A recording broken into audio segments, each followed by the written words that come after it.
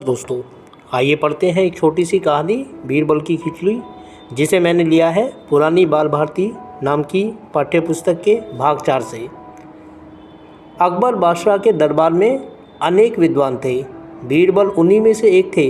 वे अपनी चतुराई के लिए बड़े प्रसिद्ध थे। अपनी चतुराई से वे बादशाह को भी हरा देते थे। अकबर बादशाह और बीरबल के बारे में अनेक किस्से प्रचलित हैं। लोग उन्हें बड़े चाव से सुनते सुनाते हैं। एक बार की बात है, अकबर बादशाह किसी गांव से होकर जा रहे थे। सर्दी के दिन थे। गांव के लोग आग जलाकर उसके चारों ओर बैठे बातें।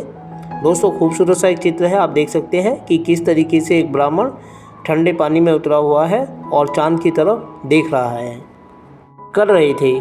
जब बादशाह अपने साथियों के साथ वहां पहुंचे तो एक ब्राह्मण कह रहा था कि मैं यमुना के पानी में रात भर खड़ा रह सकता हूं। अकबर को इस बात का विश्वास नहीं हुआ। उन्होंने ब्राह्मण से कहा कि यदि तुम सारी रात पानी में खड़े रहो तो मैं तुम्हें थैली भर मोहरे इनाम में दूंगा। ब्राह्मण मान गया। अगली रात को ब्राह्मण यमुना के ठंडे जल में पूरे समय खड़ा रहा। प्रातः वह बादशाह के दरबार में आया।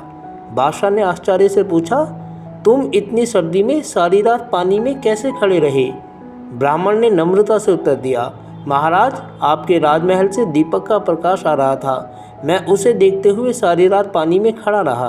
बादशाह ने कहा, तो तुम मेरे दीपक की गर्मी के कारण ही सर्दी से बच सके। तुम्हें कोई इनाम नहीं दिया जाएगा। ब्राह्मण बहुत दुखी हुआ। वह उदास होकर चला गया। उस समय बीरबल भी दरबार में उपस्थित थे। उन्होंने सोचा इस दुखी ब्राह्मण की सहायता करनी चाहिए। दोस्तों, ऊपर आप देख सकते हैं चित्र में कि किस तरीके से बादशाह के दरबार के दरबारी अलग अलग अभिव्यक्तियों से नजर आ रहे हैं। दूसरे दिन बीरबल दरबार में नहीं आए। अकबर को चिंता हुई कि कहीं बीरबल बीमार तो नहीं पड़ गया। उन्होंने बीरबल को बुला भेजा। बीरबल ने कहलवाया कि मैं खिचड़ी पका रहा हूँ, पक जाने पर दरबार में हाजिर हो जाऊंगा। अगले दिन बीरबल को फिर दरबार में न देखकर बादशाह ने कुछ सोचा। फिर वे बोले, चलो स्वयं ही चलकर देखें कि बीरबल कैसी खिचड़ी पका रहा है। जब बादशाह बीरबल के यहाँ पहुँचे तो उन्होंने देखा कि एक लंबे बांस के ऊपरी सिरे पर एक हांडी लटकी हुई है।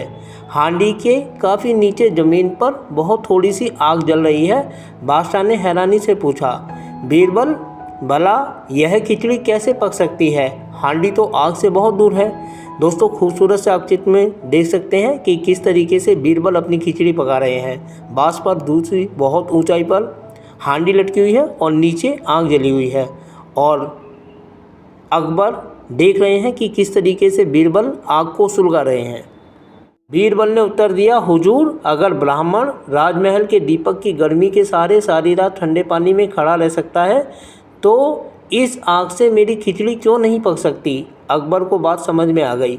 उन्होंने दूसरे दिन बड़े सम्मान के साथ ब्राह्मण को दरबार में बुलाया और उसे मोहरों की थैली भेंट की।